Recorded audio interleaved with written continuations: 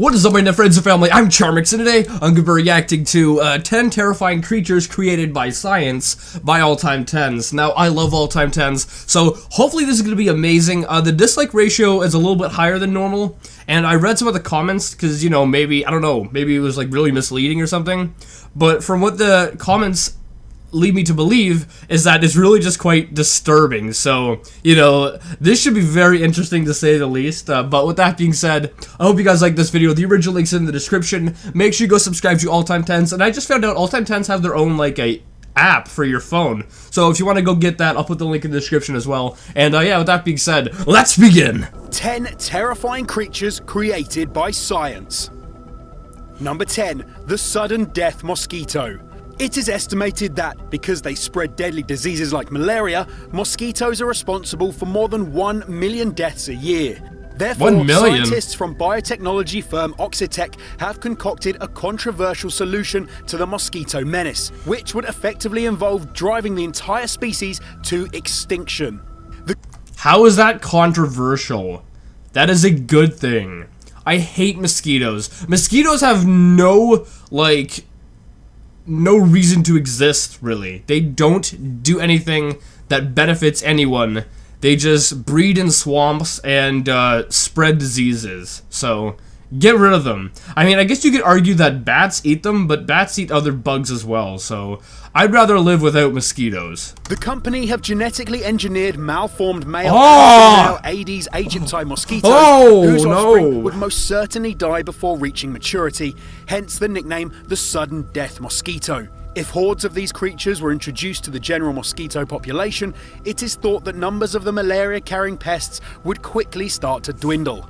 In 2009, Oxitec released 19,000 of these dead-end mosquitoes on the Grand Cayman Island in the Caribbean, followed by 3 million more the following. 3 million? How do you create that many? 3 million? How do you manage to create that many mosquitoes? Yeah. According to the company, the trial was a complete success, as it eliminated 80% of the mosquito population. Can you imagine going camping and not having mosquitoes killing you?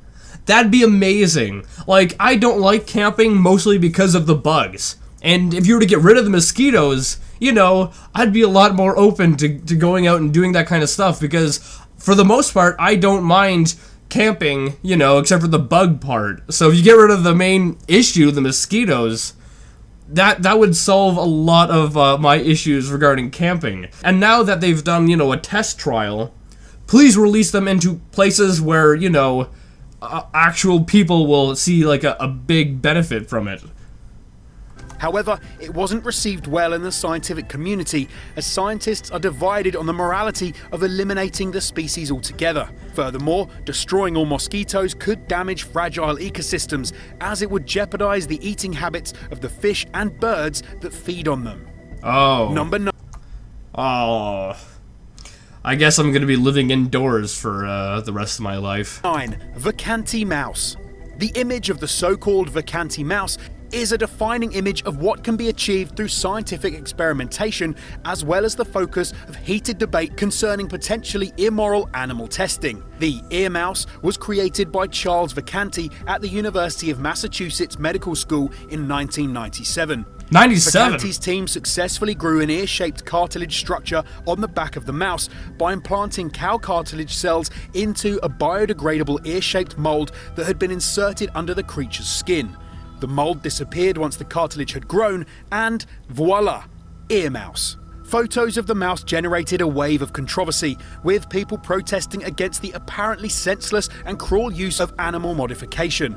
However, on the other side of the argument, Vacanti argued that the experiment showed how complex structures like cartilage can indeed be grown in this way. This has the potential for possible future growth of organs or other materials that could be useful for medical treatments.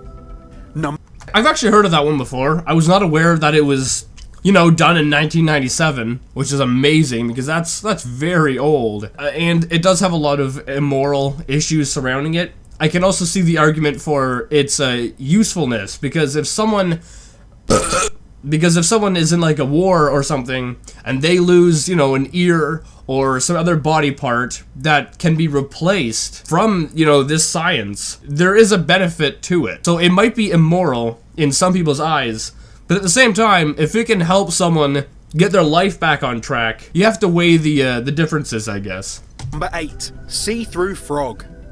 Around the world, frogs are often dissected in schools and universities as a way of teaching students about anatomy and biology. Yes, I remember doing this in high school. So gross. It was so gross. What's the stuff that they put it in that, like, preserves it? I don't know what it was, but it smelled so bad. Oh, and the frog was, like, all yellow on the inside because of the chemical. It was nasty. The main reason for this is their ready availability, but it's also handy that their organs and the way they are positioned in the body are similar enough to humans. But what if you could examine the inner workings of such creatures without them having to be dead beforehand? Well, thanks to lab experiments in Japan, that could soon be a real possibility. Some species of frog, glass frogs for example, have a natural mutation that reduces the amount of colour in their skin. Scientists from the Institute of Amphibian Biology at Hiroshima University have been selectively breeding frogs in order to magnify the effects of this mutation. Eventually, they created frogs with completely see-through skin. This means that you can see the creature's organs, blood vessels, skeleton, and muscles. Goodness. You can see how the different parts of the body work, and crucially, how diseases like cancer can grow within them. So, although those frogs look kind of cool, I'm not gonna lie, they look kind of cool. They also look very disturbing. They look very disturbing.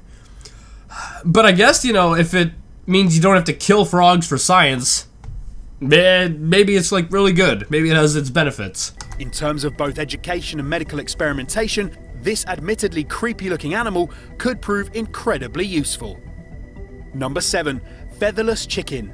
The chicken breeding industry is one that is already rife with controversy, as accusations of cruelty, force feeding, and painful executions are far from unusual. But one genetic scientist, Avigdor Kahana of the Hebrew University of Jerusalem, has arguably overstepped the line in pursuit of more efficient chicken farming. Through selective breeding, Kahana... Oh, also, side note, I totally forgot. On the last one, where they were talking about the frogs, how they were genetically creating it so that the frogs were see-through. Like, right now, I think some country just got approved for genetic babies. So you can, like, genetically create your own babies, which is really weird. But imagine if they were to do that with humans, where they were to make it so that your skin was see-through. Do you know how weird that would be? Like, can you fathom how messed up that would be? Kahana has created chickens that are born with no feathers at all. He has suggested that the new chicken could be the future of mass poultry farming, as he alleges the chicken meat would be lower in calories, faster growing, and more likely to survive in warmer conditions. Also, because the chicken would not need to be plucked, both time and money would be saved in processing plants. However, critics are not convinced. Past cases of chickens naturally born without feathers, usually the result of genetic mutations, have shown that such birds are more likely to suffer from a whole host of problems. Bare-skinned chickens are unable to flap their wings, struggle to mate, and are much more susceptible to parasites, mosquitoes, and sunburn. Due to the backlash from animal welfare groups such as Compassion in World Farming, there are currently no major plans to introduce the featherless birds on a larger scale. Number 6. Zombie dogs. In 1940, Soviet scientists released a video of severed dog heads that they'd kept alive for several hours. I remember seeing this video. I think it was on like an, it was like on a, what is it? Top 5s? They do like a lot of scary videos. I think I remember seeing this video on it. And they, this is disturbing. The heads were able to wiggle their ears in response to auditory stimuli and could even lick their mouths. According to the scientists, beyond this so-called zombie dog experiment, the canines had been kept alive through an artificial blood circulation system. In 2005, American scientists from the University of Pittsburgh conducted a similar experiment. They flushed a number of dogs of all their blood before replacing it with oxygen and sugar-filled saline. The dogs went into cardiac arrest and were declared clinically dead. A few hours later, the dogs then received a blood transfusion and an electric shock. Lo and behold, the dogs were resurrected. Many of them appeared a little disheveled, but pretty much as though nothing had happened to them. Oh, so they actually got back up and, like, you know, were living and started, like, pooping and eating and all that stuff? What? And I thought the 1941 was messed up. This took it to another level. This took it to another level. Oh my A goodness. report about this experiment, which was published in the Yearbook of Intensive Care and Emergency Medicine, argued that this breakthrough could potentially save lives. The technique could be used to treat people who are hemorrhaging blood too quickly for doctors to repair their injuries. With sufficient funding, it's thought that human trials of this procedure could occur within the next 2 years. Number 5. I guess it does have its medical benefits, you know, if they can use that on humans because it could save lives. This is some next level Frankenstein crap. Number 4. Sterile pink bollworms. Just over a decade ago, the pink bollworm was one of the most destructive pests in America. The small, invasive moth caused havoc in the country's cotton fields, costing an estimated $21 million a year through damage to crops and prevention efforts. But then, in the early 2000s, a GM project was put into action designed to rid the US of the devastating bollworm problem. Scientists in Arizona genetically engineered sterile pink bollworms, which were then released into the state's cotton fields. Oh, so it's kind of like the mosquito situation, but with bollworms. So in the mosquito situation, they were genetically created to go out and like reproduce, and then it would kill them off.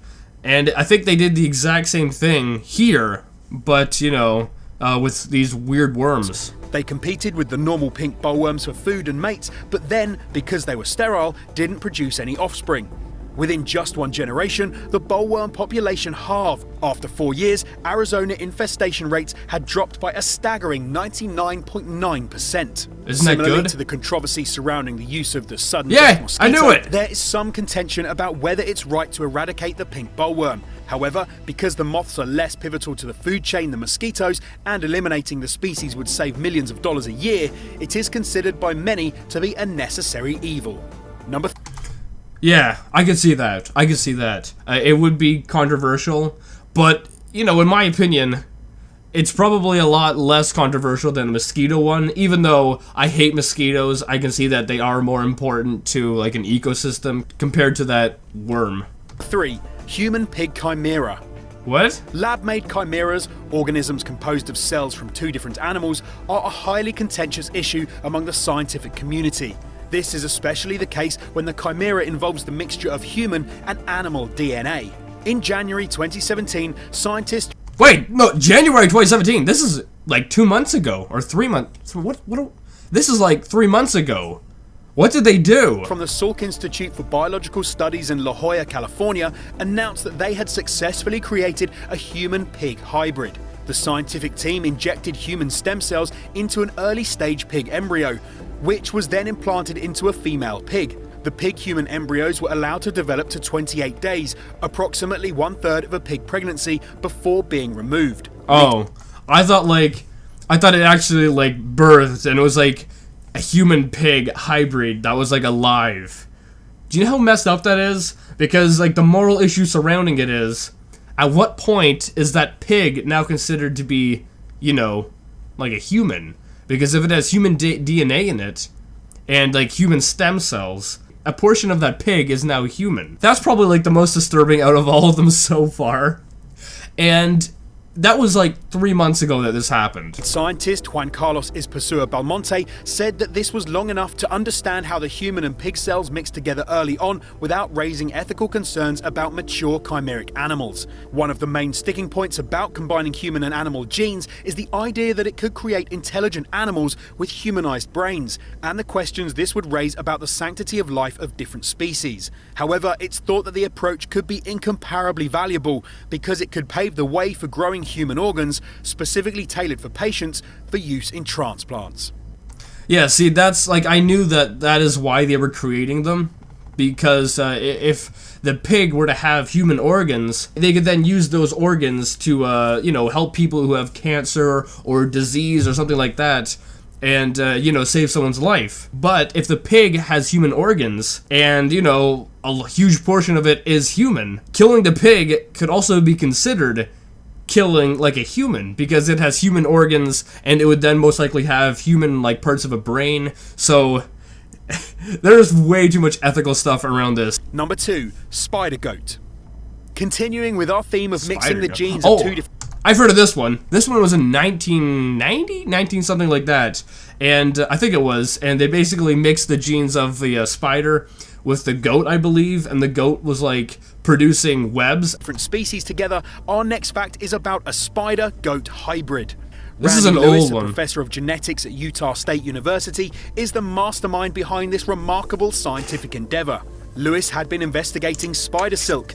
It's 5 times stronger than steel and could be repurposed for various uses, from armor to medical bandages. The problem with spiders, though, is that A, they're only very small and do not produce great quantities of silk, And B, they're very creepy. and B, they're too cannibalistic to be farmed.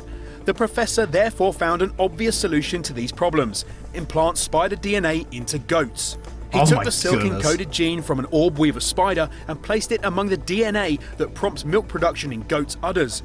This DNA was then inserted into an egg and implanted into a mother goat.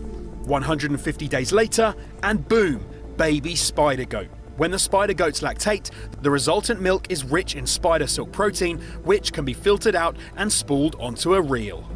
Number 1. It's like a great value version of Spider-Man, because it's not a human, it's a goat. This video is crazy. Belgian blue super cows. Since the early 1800s... Oh, okay. Alright, so I'm not going to do this one just because I've heard of it before. Belgian blue super cows are cows that were genetically bred to have a lot more muscle, and they look like they are on steroids because they're so huge and they have ridiculous amounts of muscle. But anyway, I hope you guys like this video. This was messed up, but very interesting at the same time. I mean, I like science fiction stuff, but you know, this science fiction stuff has now entered the realm of reality, so it's getting pretty creepy, but kind of cool at the same time. I don't know, let me know what you guys think in the comments. And anyway, if you did like the video, make sure you give it a thumbs up, possibly share it with a friend. If you're new, hit subscribe and join the family today, and also make sure you go subscribe to All Time 10s, that link's in the description, and I'll see you guys next time. Boop!